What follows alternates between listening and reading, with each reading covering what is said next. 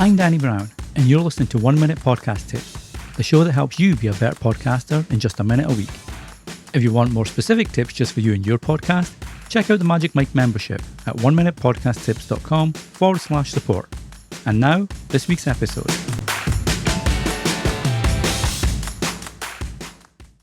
A question I see come up a lot is whether you need transcripts for your podcast or not.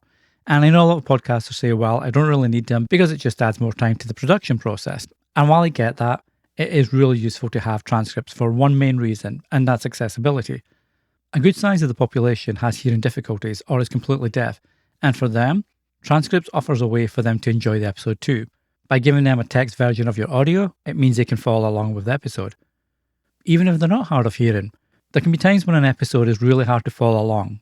A fiction podcast, for example, with lots of sound effects, a soundtrack behind it, multiple voices, etc., can sometimes get confusing. So, having a text version of the audio to follow makes it a lot easier for people to enjoy the episode.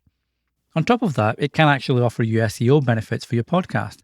Google and other search engines can pull snippets from your transcripts of really hard to find keywords and topics. So by having transcripts means more likelihood to be found on search, which is great.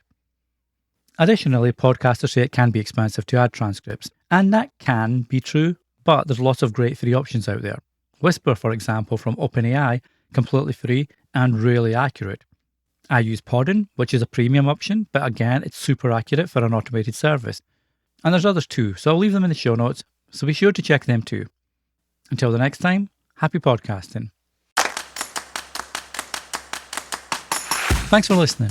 If you enjoy 1 Minute Podcast Tips, be sure to share with your friends and other podcasters so they can enjoy it too. Until the next time, happy podcasting.